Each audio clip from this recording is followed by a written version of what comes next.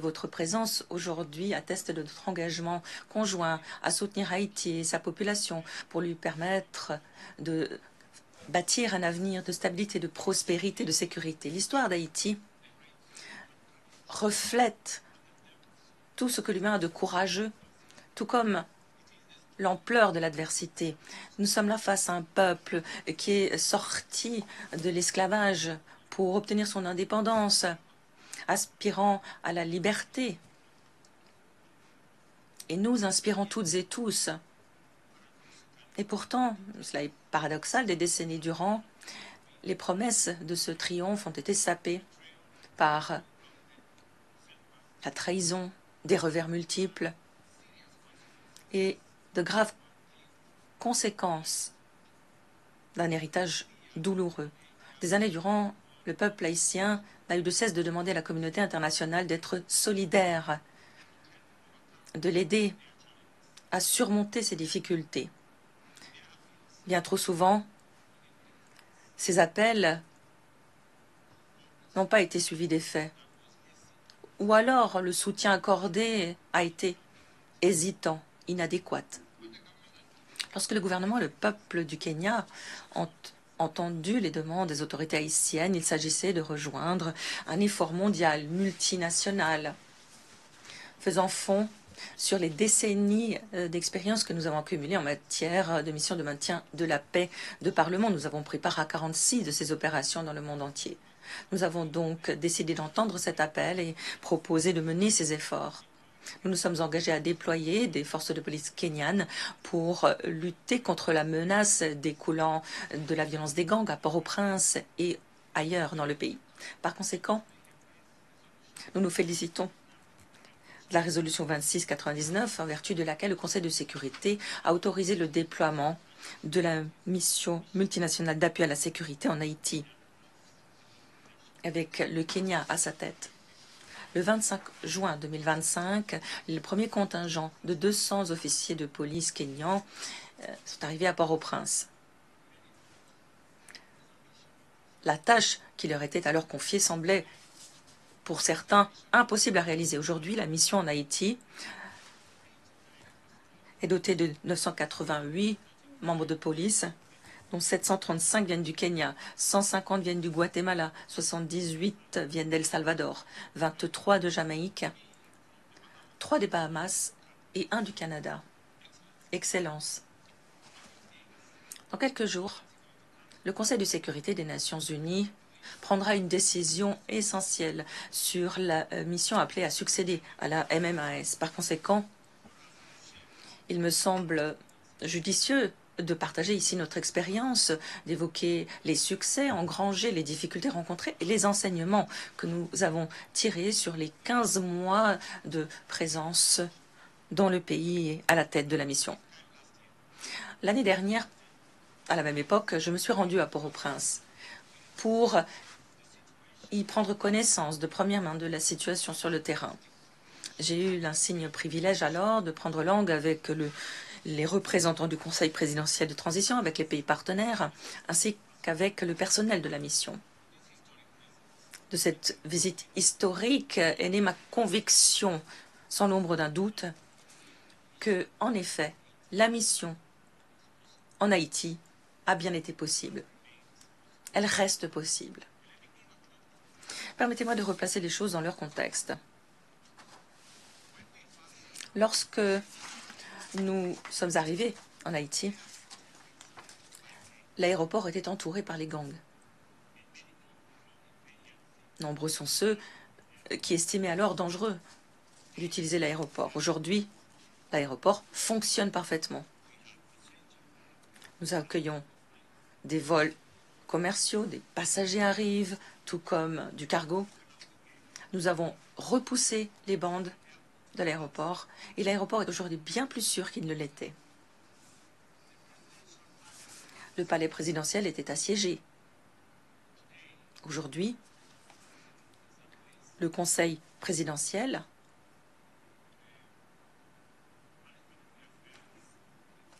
assure la gestion des affaires en Haïti.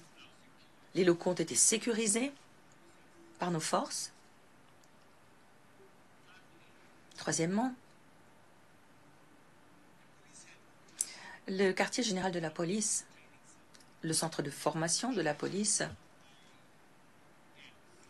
était à l'époque occupé par les gangs. Aujourd'hui, le quartier général de la police est sûr.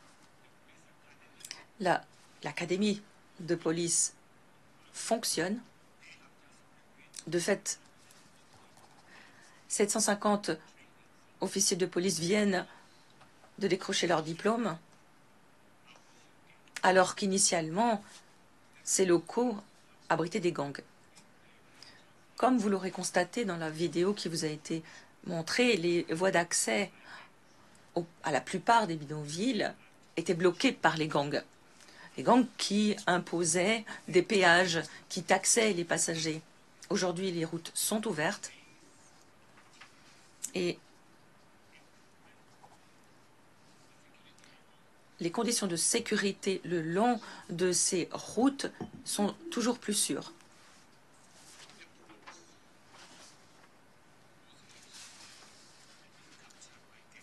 Le port aussi avait été pris par les bandes, les gangs.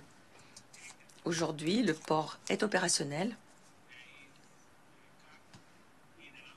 Des navires entrent, sortent. Et nous avons des forces de sécurité en présence dans le port. Et la plupart des écoles, comme vous le savez, ont été fermées, tout comme les hôpitaux. Mais aujourd'hui, les choses changent.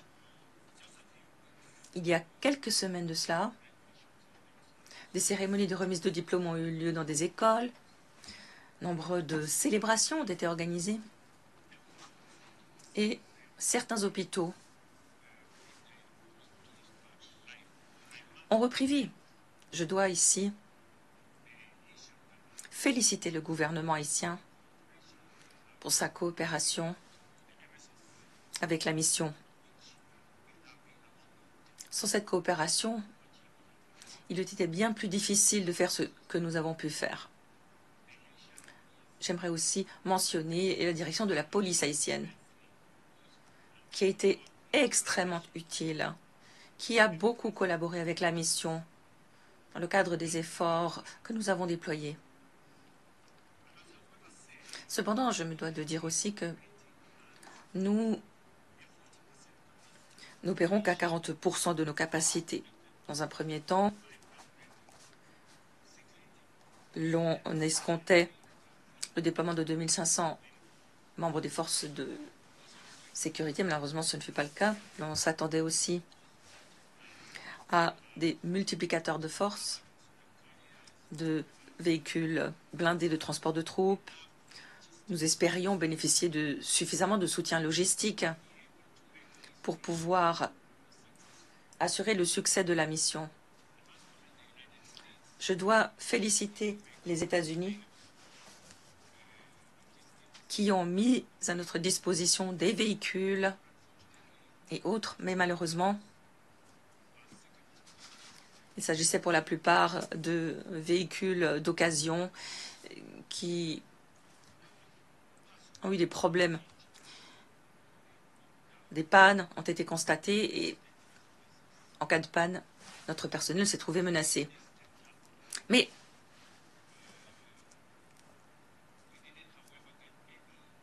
quelque chose a au moins été fait. Cependant, nous n'avons reçu aucun autre type de soutien utile. Je dois être franc sur ce point parce que je pense que la situation en Haïti peut s'améliorer. Ce n'est pas mission impossible. Je suis convaincue que la communauté internationale doit faire ce qu'il y a à faire pour le peuple haïtien. Le peuple haïtien, les femmes, les enfants qui vont à l'école méritent le soutien de la communauté internationale. Ce qui se passe actuellement en Haïti est inacceptable. C'est indéfendable. Ce qui se passe en Haïti n'est pas bien. Nous devons pouvoir fédérer le soutien nécessaire à la stabilisation d'Haïti, nécessaire pour repousser les gangs. Très honnêtement, pour moi, ces gangs, ce sont simplement des lâches. Et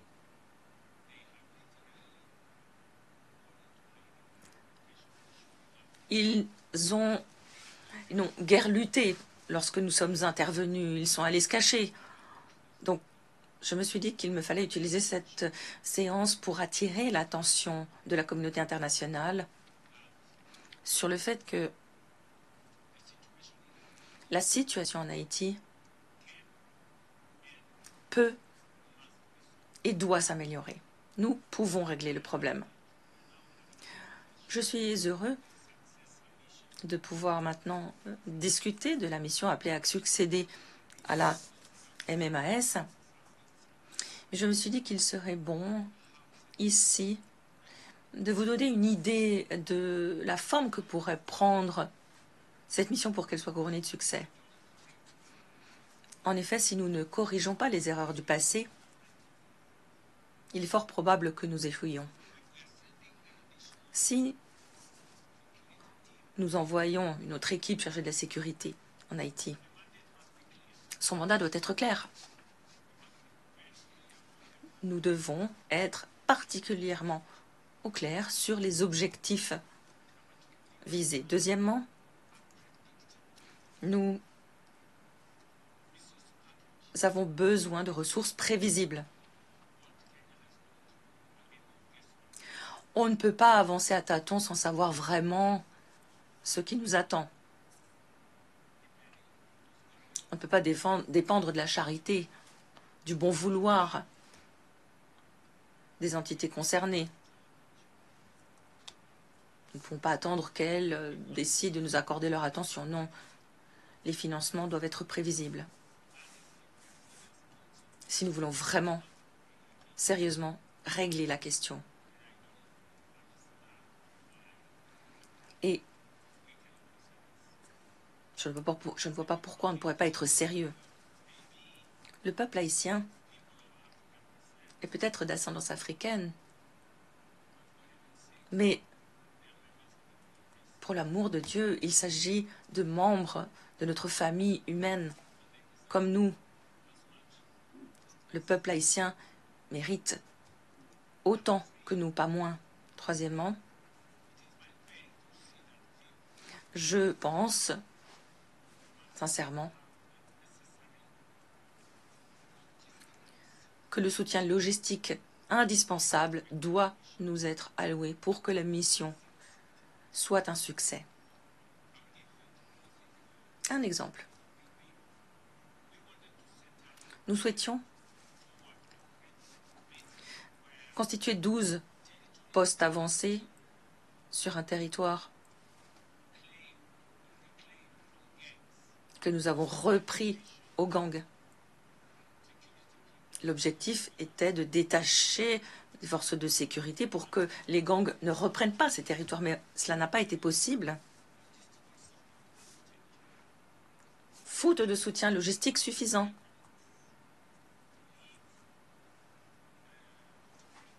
Nous ne pouvions pas détacher des mécaniciens de Port-au-Prince. Nous n'avions plus de soutien alimentaire et autres. Alors je pense ici que nous avons une occasion unique de régler le problème. Et là, je vous parle d'expérience. Ayant été en Haïti, j'ai vu ce qu'il s'y passe. Il m'a semblé que cette réunion était indispensable afin d'attirer l'attention des amis d'Haïti et de la communauté internationale sur la situation, et parce que je souhaitais vous livrer mon point de vue sur cette situation. Et je me dois ici d'évoquer Samuel Tumoy, Menete Cabero et Kennedy Nzouvé, qui ont perdu la vie dans l'exercice de leurs fonctions Je suis fier que le personnel de la mission continue de suivre les normes de conduite les plus élevées. Ils ont un CONOPS, un accord sur le statut d'opération, tout cela est respecté. Ils respectent aussi la politique et les dispositions en matière de diligence et de droits humains. Lorsque nous avons déployé notre personnel, nous étions clairs. La mission était certes innovante et essentielle, mais pas la solution.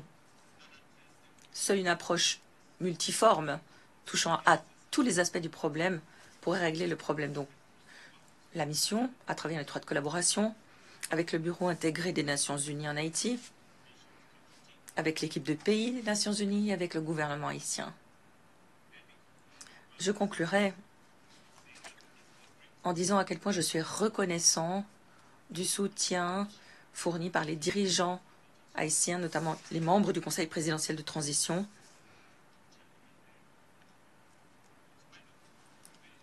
En dépit des difficultés, le gouvernement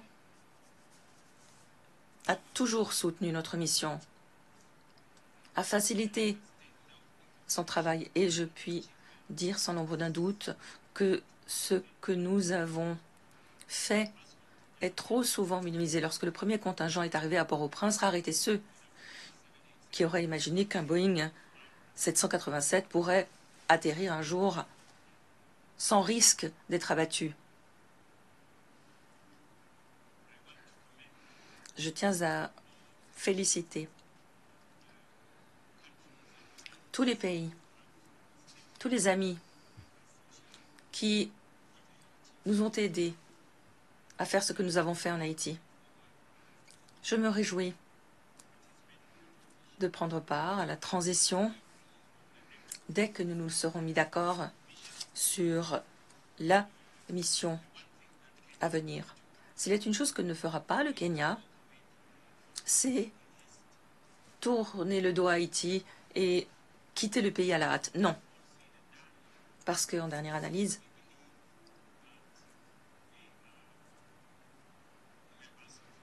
pour nous, la population haïtienne fait partie de l'humanité et nous lui devons d'assurer une transition claire. Si nous n'assurons pas une transition ordonnée, il est probable que nous perdions tout ce qui a été fait. Par conséquent, le mandat de la mission arrive à échéance dans quelques jours. Nous n'avons donc plus guère de temps. J'aimerais convaincre l'ensemble des membres de la communauté internationale, les 5 membres permanents pour commencer bien sûr. J'aimerais les convaincre de traiter la question avec tout le sérieux qu'elle mérite et, je l'espère, assurer une transition qui signifiera que nous n'abandonnons pas le peuple haïtien. Merci pour votre attention.